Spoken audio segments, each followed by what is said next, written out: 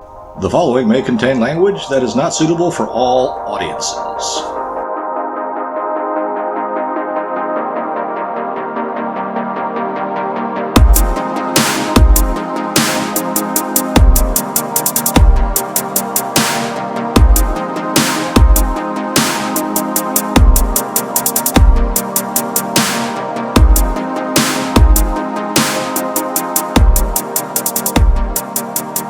Hey everybody, thank you for joining us once again here on the Low Fact Podcast. Mini Teen Marathon Edition.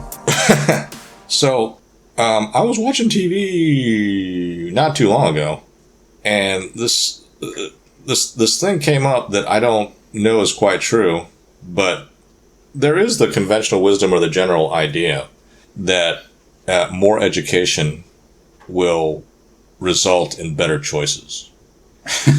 And I don't necessarily think that's true because, I think it might be true if the education were of a quality that encouraged people to think. Well, that encouraged people to make better choices.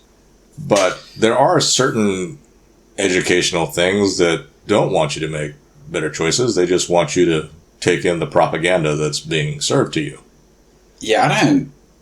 In which case, this whole idea that more education will result in better choices has been bastardized, hijacked, co-opted maybe. Ew. And there are lots of examples of that in history. Hell, the Nazis. Ugh. They were subjecting people to propaganda through education. So that's definitely a situation where more education would not necessarily use that playbook, the Nazi propaganda playbook. Well, because it works. Didn't the communists use the Nazi playbook? Sure, because I think they're basically sister philosophies. Yeah. But without talking about them, the whole idea of education will result in better choices. That presupposes the idea that it's a quality education. Are we talking about sex education? Well, we're just talking about education in general. This whole idea that more education, more of X will equal Y.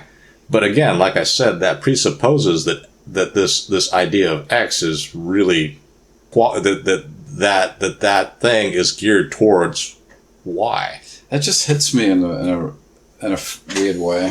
What? The idea that somehow the more education you get, the better choices you'll make. Yeah, I have not observed that with people. Well, people think that the proponents of certain sex education things think that, and then they think that it's backward that parents would not want their children to be exposed to certain sex education.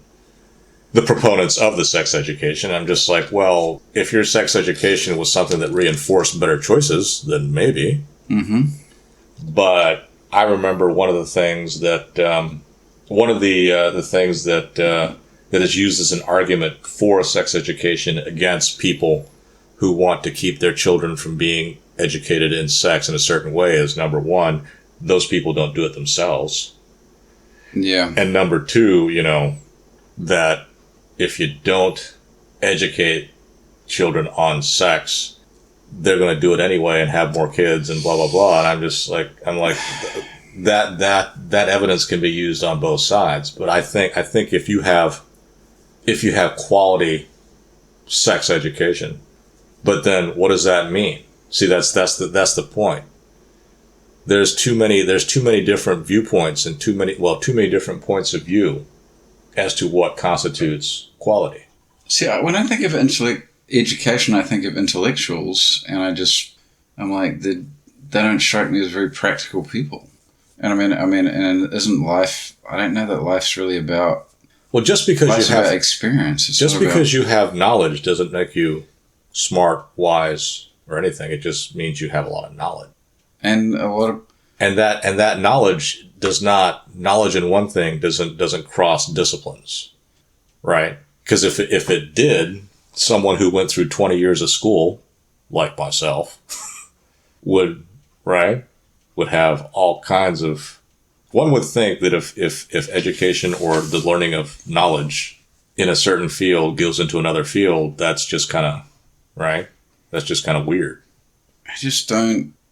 To expect someone who's educated in the medical profession would be able to be a theologian is kind of funny. Well, maybe there was a time. There was never a time. No, like when there was never. All right, say what you're going to say so I can actually poo-poo it. No, I mean, if you have a classical education, the traditional Catholic classical education of Which means what? philosophy, languages. Philosophy is actually mathematics, right?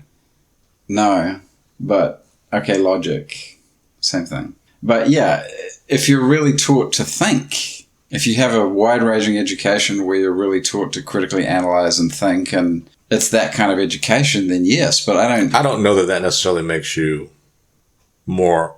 I'm thinking of like the British. The Western idea of education. Yeah, I'm thinking of like the C.S. Lewis's or the Tolkien, or these British guys who were taught that they were deep thinkers, and they would tackle a moral issue or something, and I'm getting off. Yeah, you're actually conflating things. I'm getting off the. Okay, so you're a deep thinker. The next point is. But you have to have education to be able to do that, don't you? You have to have education. You have to be educated on how to be a deep thinker. Yes. Yeah. But just being a deep thinker doesn't mean jack squat.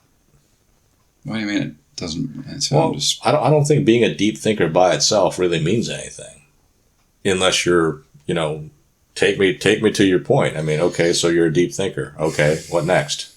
Does being a deep thinker make you a better laundry person? No, I don't think so. Yeah. Does being a deep thinker make you a better? I'm thinking of like carpenter. Big moral questions, or.